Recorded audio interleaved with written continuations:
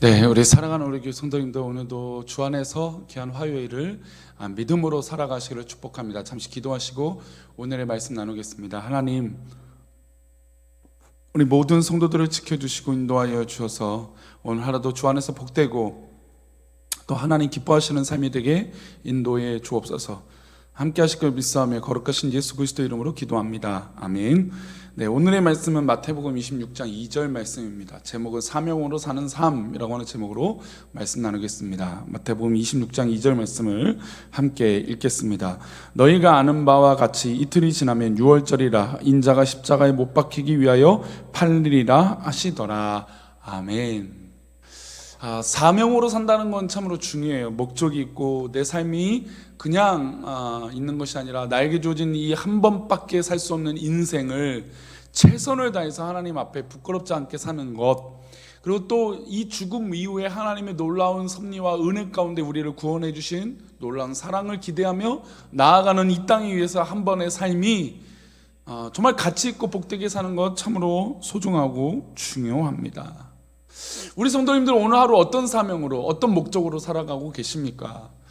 우리가 이왕이면 살아가는 이 모습 가운데 무슨 잘 되는 것, 그러니까 이 잘 되는 것이 우리 가운데 중요하지만 왜 잘 되어야 되는지, 또 이 잘 되는 것으로 인해서 우리가 얻을 수 있는 것은 무엇인지, 그리고 남들에게 어떤 영향력을 끼칠 수 있는 것인지 돌아보는 것은 참으로 중요합니다.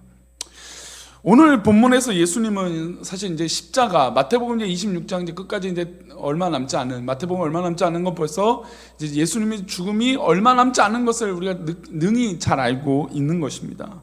예수님은 십자가를 앞두고 계세요. 이 십자가는 결국 자신이 죽는다라고 하는 이 경험을 하게 되는 것이죠. 주님이 통과해야 될 부분은 십자가의 너무나 큰 고난이고 고통이었습니다. 그렇지만 이 목표점, 이 목적을 위해서 묵묵히 예수님의 삶이 걸어가지는 것을 보게 돼요.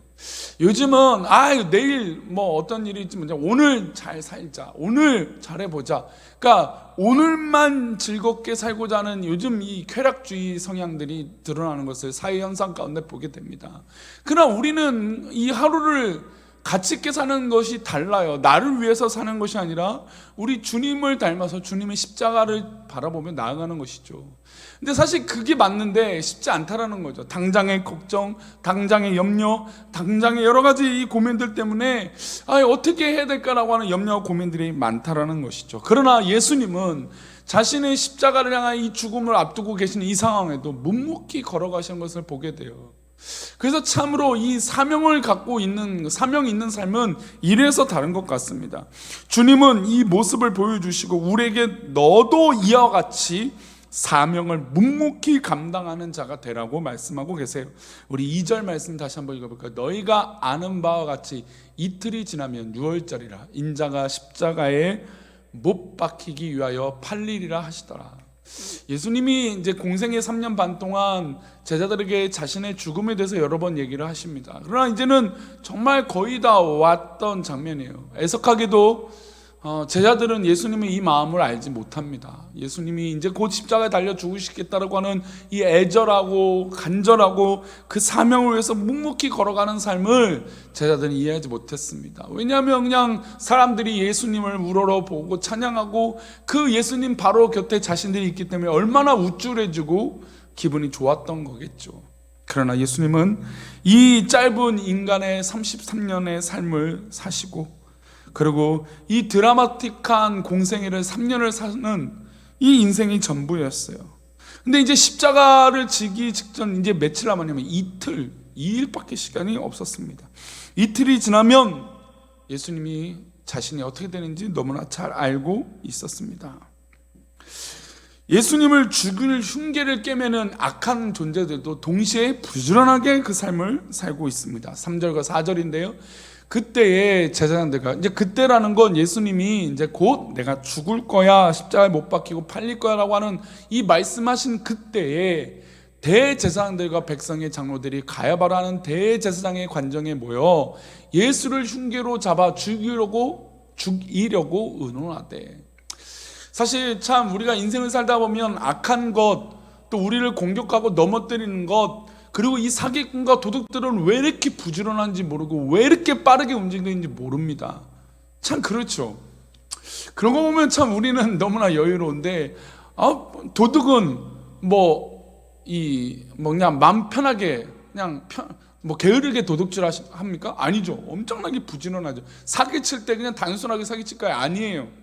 제가 최근에 주변에 적은 소액을 사기당한 사람이 있는데, 그냥 1년짜리 계약을 했는데 8개월 동안 너무나 잘 썼어요.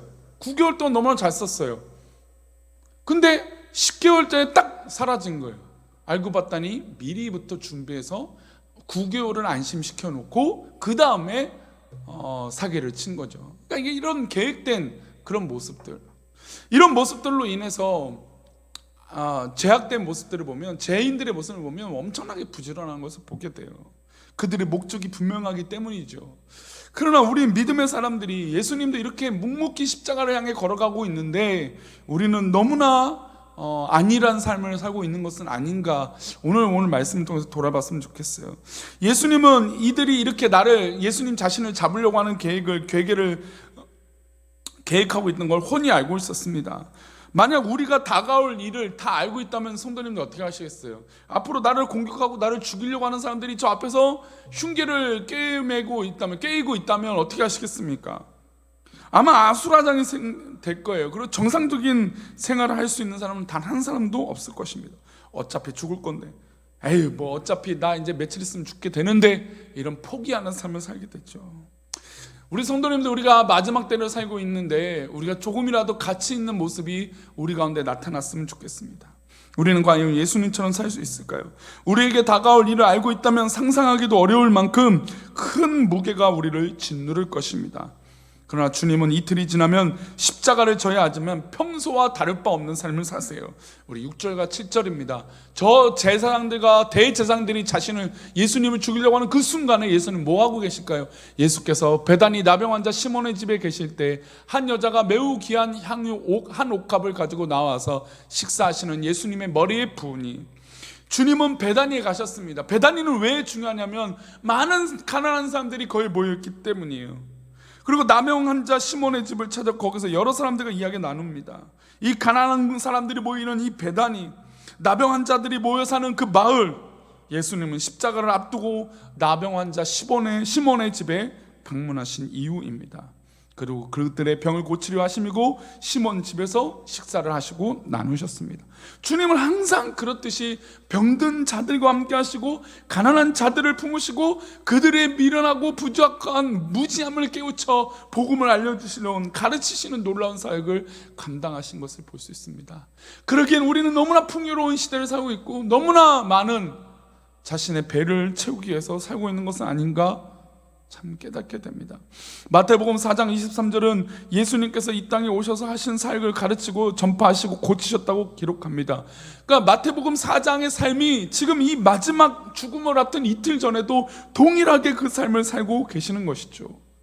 우리는 이 예수님의 목적, 사명으로 사는 삶을 보고 깨닫고 도전받아야 될 줄 믿습니다. 우리도 예수님처럼 십자가를 향하여 달려가야 될 줄 믿습니다.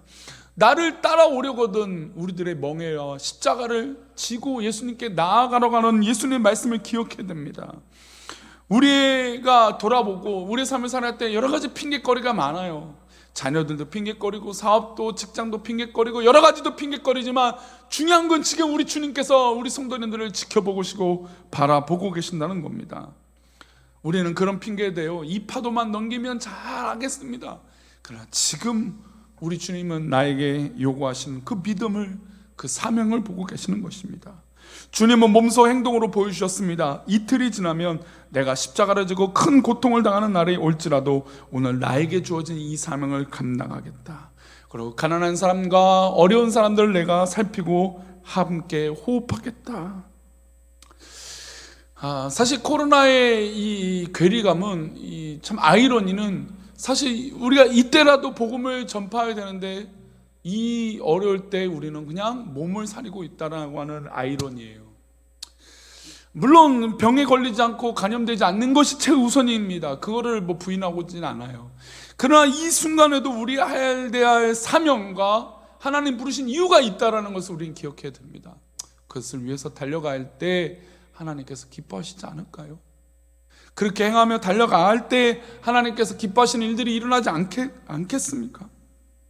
사랑하는 우리 교회 성도님들, 오늘도 우리 하루 주어진 삶을 사명감 있게 믿음으로 살아갔으면 좋겠습니다. 하나님 기뻐하시는 일들을 위해서 그 사명 감당할 때 하나님 역사하심이 우리 가운데 넘치게 될 줄 믿습니다. 언제 하나님이 부르셔도 하나님 일하고 왔다라고 당당하게 준비하는 어제 슬기로운 5 처녀처럼 기름을 준비하고 예비된 그런 믿음의 성도들 되시기를 축원합니다. 기도하겠습니다. 하나님, 우리가 오늘 하루도 살아갈 때 준비된 사람으로 사명으로 살아가는 믿음의 성도들 되게 도와주옵소서. 오늘 하루도 그렇게 사명감으로 가치 있는 인생 살게 인도해 주옵소서. 우리를 지켜주시고 인도하여 주실 것을 믿사오며 거룩하신 예수 그리스도 이름으로 기도 올리옵나이다. 아멘.